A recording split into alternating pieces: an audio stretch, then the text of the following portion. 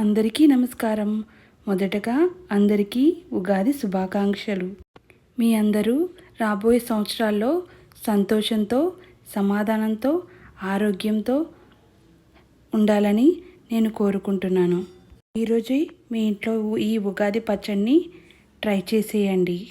First ఒక bowl తీసుకుని దానిలో నిమ్మకాయ సైజ్ అంతా చింతపండు తీసుకోండి.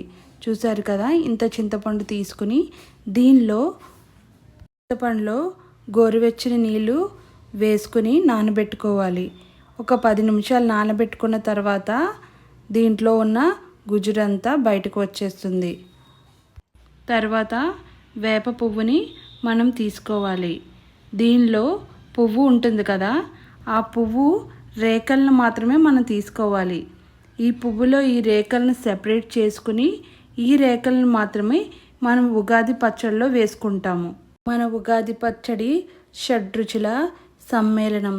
ఈ షడ్రుచులను మనం ఉగాది పచ్చడిలో తీసుకుంటాము. మొదటి రుచి పులుపు. మొదటగా చింతపండు గుజ్జు తీసుకున్న పులుసుని వేసుకుంటున్నాను. తరువాత మన రుచి ఉప్పు. ఇప్పుడైతే నేను 1/2 టేబుల్ స్పూన్ ఉప్పుని వేసుకున్నాను. తర్వాత మన రుచి కారం. 1/2 టీ స్పూన్ మిరియాల పొడి వేసుకున్నాను. ఈ మిరియాల పొడి అనేది కారానికి గుర్తు. పూర్వం కారానికి బదులు మిరియాల పొడిని వాడేవారు. తర్వాత రుచి తీపి. తీపికి గుర్తుగా మనం దీంట్లో బెల్లం పౌడర్ వేసుకుంటున్నాము. మీ దగ్గర బెల్లం ఉన్నా వేసుకోండి. తర్వాత మన రుచి చేదు. చేదుకు గుర్తుగా మనం వేప పువ్వు రేకలను దీనిలో వేసుకున్నాను. ఇలా వేసుకున్న తర్వాత మొత్తం అంతా ఒకసారి కలుపుతున్నాను. తర్వాత మన రుచి వగరు. వగరుకు గుర్తుగా నేనైతే మామిడికాయ ముక్కలను వేసుకుంటున్నాను. చిన్న మామిడికాయలు ఉంటాయి కదా, బేబీ మ్యాంగోస్, అవే తీసుకోండి. అవి అయితే వగరుగా ఉంటాయి.